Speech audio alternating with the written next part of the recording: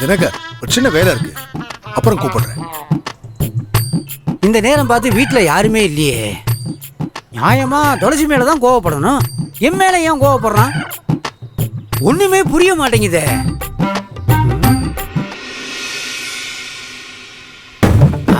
மாமா வந்துட்டாரு. மாமா மாமா வாடா புலி, எப்போ வந்த? நான் எப்போ வந்துட்டேன் மாமா. என்ன மாமா இந்த தனுசு பையன் எப்படி மாறிட்டான்? ஏ என்னாச்சு? பைத்தியக்கார மாதிரி நடந்துக்கிறான் மாமா. ஏய், அவன் இப்பதான்டா கொஞ்சம் கொஞ்சமா மாறிட்டு வரான். அவனை போய் பைத்தியக்காரங்கிற? உனக்கு என்னடா ஆச்சு? எனக்கு எதுவும் ஆவல. முதல்ல நான் சொல்ல வந்ததை சொல்லிடுறேன், அதுக்கப்புறம் யாருக்கு என்ன ஆச்சுன்னு நீங்களே சொல்லுங்க மாமா. என்ன சொல்லு? நான் சொல்றத நல்லா கேளுங்க. அன்னைக்கு தனுசு கல்யாணத்துல கல்யாண பொண்ணு தென்றல் ஓடி போச்சுன்னு துளசி ஒரு டிராமா பண்ணார்ல,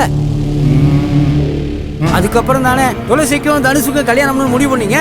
தனுசு கூட அந்த கல்யாணம் வேணாம் வேணாம்னு சொல்லியும் ஆனா நாம எல்லாரும் சேர்ந்து தானே கம்பல் பண்ணி தாலி கட்டு வச்சோம். இப்ப அதுக்கு என்ன? அந்த தென்றல் கல்யாண வீட்டுல இருந்து அவளா ஓடி போகல மாமா, அவளை அனுப்பி வச்சிருக்காங்க. அப்படி அனுப்பி வச்சது யாரு தெரியுமா? துளசி தானே? என்ன மாமா துளசி தானே இவ்வளவு சாதாரணமா சொல்றீங்க? தென்றல் ஓடி போனாதான் அவ கழுத்துல தாலி ஏறும்னு இப்படி பண்ணிருக்கா மாமா. இத பாருங்க மாமா, அவ ஏதோ பிளானோட தான் தனுசை கல்யாணம் பண்ணிட்டு இந்த வீட்டுக்குள்ள வந்திருக்கா. மோசமான பொண்ணா இருக்கா மாமா. அவகிட்ட என்ன ஏதுன்னு கேட்டு வீட்டை விட்டு துரத்தி விடுங்க. ஐயோ அம்மா, பொண்டாட்டியோட தம்பிங்கிறதுனாலதான் அறையோட விட்ட வெட்டி போட்டிருப்பேன். மாமா என்ன நினைச்சுக்கிட்டு இருக்கீங்க? இவ்வளவு பெரிய விஷயத்த சொல்றேன், அவன் என்னடா என் சட்டையை பிடிச்சி இழுத்து தரன்னு வீட்டை விட்டு வெளியே தள்ளி விடுறான். நீங்க என்னடா கை நீட்டி அடிக்கிறீங்க? என்னதான் நினைச்சிட்டு இருக்கீங்க?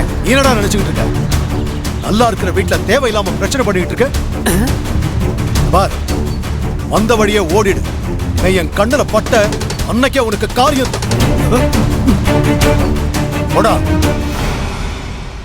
உண்மையை சொன்னது குத்தமா? அந்த பொண்ணுகிட்ட குடும்பம் மாட்டிக்கிட்டு சீரழிய போகுது. ஏய், என்னடா தனியா புலம்பிக்கிட்டு இருக்க? போன் சொன்னல. போறோம். இனிமே உங்க வாசப்படிய மனுஷன் மிதிப்பான்.